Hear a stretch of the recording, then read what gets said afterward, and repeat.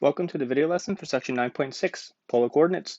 We're going to go over a couple conversion formulas to go from polar to rectangular and then from rectangular to polar, as well as discuss what a polar coordinate actually is. Let's get started. The polar coordinate system is a system similar to the Cartesian plane with the x and y axis, except for this system has the central point at the origin. It has a ray extending from the pole, which we're going to call the polar axis, similar to your x-axis. And then it has a directed distance from your point O to your point P, and an angle that's going to rotate from the polar axis to your point. So again, this is similar to the XY plane, except for we have a point and then we have an angle of rotation instead of an X and a Y value. Here we can see a diagram discussing the polar coordinate system. Again, for our origin, we have the point O. The polar axis always extends out to our right, and then we're going to be rotating from our polar axis to our point. And then for your coordinates, you're going to have the distance to your point, which is r, and you're going to have the angle of rotation from the polar axis, which is going to be theta. For some examples of our polar coordinate system, let's go ahead and plot some points. Our first point is going to be 1, pi over 2. That 1 is going to tell us how far we're going out from our pole or our central point, so we're going to go out 1. And then our pi over 2 is going to tell us how much we're going to rotate. So I'm going to go out 1 and then rotate to be at pi over 2.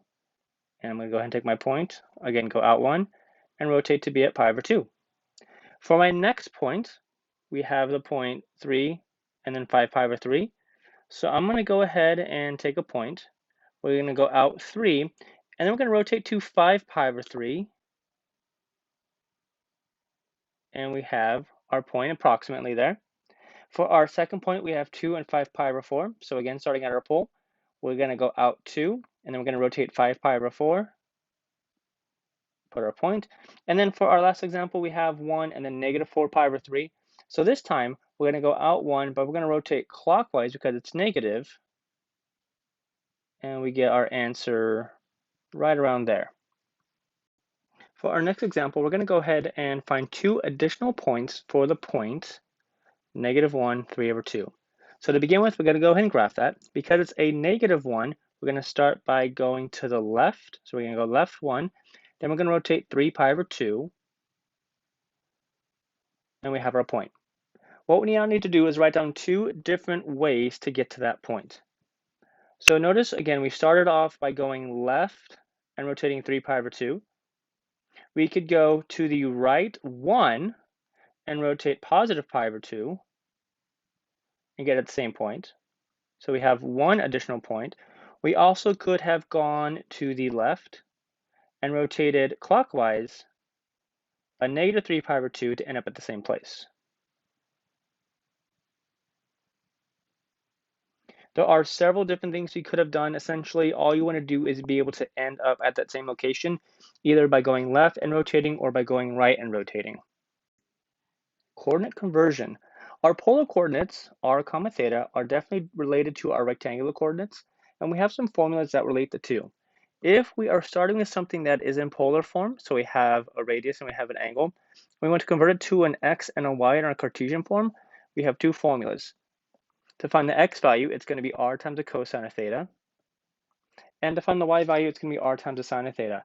It's important to note that when you're using this formula, you want to make sure that your calculator is in the same mode as the angle you're using. So if we're evaluating something with a radian degree, make sure it's in radians. If you're evaluating something with a degree, make sure it's in degrees. If instead we have something that is in rectangular form, so we have an x and a y, and we want to convert it to polar form, then to find our angle, we have the tangent of theta is equal to y over x. And to finish solving this, you're going to take the tangent inverse of y over x to get your final answer. And then for our r value, we have the formula r squared is equal to x squared plus y squared. Again, we want to finish solving for r, so we would end up taking the square root to get our final radius. All right, for our first example, we have the point 2, pi. We want to go ahead and convert this into rectangular. I know it's in polar because we have pi, which is definitely going to be an angle. For our 2 formulas here, we have our x formula and our y formula. If I want to find the x value, then I'm going to go ahead and do r times the cosine of theta, which ends up being 2 times the cosine of pi. And we know the cosine of pi is negative 1, so 2 times negative 1 is going to end up being negative 2. For our y value, it's r times the sine of theta, which would be 2 times the sine of pi. Since the sign of pi is 0, 2 times 0 is going to be 0, which means that your final ordered pair is going to be -2, 0. So the point 2 pi has a rectangular equivalent of -2, 0. All right, we're going to do another conversion from polar to rectangular. So we have our x and y formulas. If I want to find x, it's going to end up being 4 times the cosine of theta, which in this case is pi over 3. Since the cosine of pi over 3 is in fact 1/2, we have 4 times 1/2, which is 2. For our y value, it's going to be 4 times the sine of pi over 3. And the sine of pi over 3 is going to end up being radical 3 over 2, which means you have 4 times radical 3 over 2, or 2 radical 3, which means that our rectangular equivalent is the point 2 comma 2 radical 3. All right, we're going to go the opposite direction now. We're going to go from rectangular to polar. So we have a point with an x and a y. X is -1, y is +1. If I want to plug those in to find my angle of rotation, then I have tangent is equal to y over x, which means that I have tangent of theta is equal to -1 over 1, which means tangent is equal to -1. To finish solving this, I would do tangent inverse of -1 in my calculator, and I would end up getting 3 pi over 4, or maybe 135 degrees if you have this in degree mode. If I want to find my r value, again, I'm going to plug in my x and my y into our equation. I get r squared is equal to -1 squared plus 1 squared, which simplifies to be 2. And because I want to solve for r, I'm going to end up taking the square root of that. So I get r is equal to the square root of 2, which means that for my polar coordinate, I have the point radical 2 comma 3 pi over 4. All right, one more example of going from rectangular to polar. We have the point 0, 2 with our x and our y values. When I plug it in to find my angle of rotation, I get the tangent of theta is equal to 2 over 0. And this whole expression is going to end up being undefined, which means my tangent of theta is undefined. I now have to think about where could that happen. And that would happen when my cosine is equal to 0, which gives me two possible answers, pi over 2 or 3 pi over 2. But if I think about the point 0, 2 graphing on a rectangular plane, it would be going up on my y-axis and not down, which is why I know that pi over 2 has to be correct and 3 pi over 2 is not. To find my r value, we're going to go ahead and plug in our x and our y values. And we have r squared equals 0 squared plus 2 squared, which simplifies to be 4. If I take the square root of both sides, I end up getting that r is equal to 2. And when I plug those in to get my ordered pair, I have the polar coordinate 2 comma pi over 2. Now we're going to be converting an entire equation. I have something that is in rectangular form and I would like to convert it to polar form. So what we have to do is think about our equations with rectangular and polar forms and relate them to what we have here. Notice that I have an x squared and a y squared. And if we think about our equations, one of the four that we got for conversion, I know that r squared is equal to x squared plus y squared. So I can actually go ahead and I can substitute in what I have here, my r squared for this x squared plus y squared. And my equation now becomes r squared is equal to 64. And when I solve that by taking the square root, I now have r is equal to 8, which means that I have two equivalent equations, r is equal to 8, or 64 equals x squared plus y squared. For our next example, we have x is equal to 12. We want to go from rectangular to polar. So we want to think again about an equation we have with just an x that I can use to do some substitution.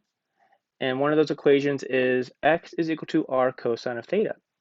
So I can do some substitution. I can take my r cosine of theta and I can substitute it in for x. And if I do, my equation becomes r times the cosine of theta is equal to 12. And to finish solving for r here, I would divide both sides by the cosine of theta. And I now have r is equal to 12 divided by the cosine of theta.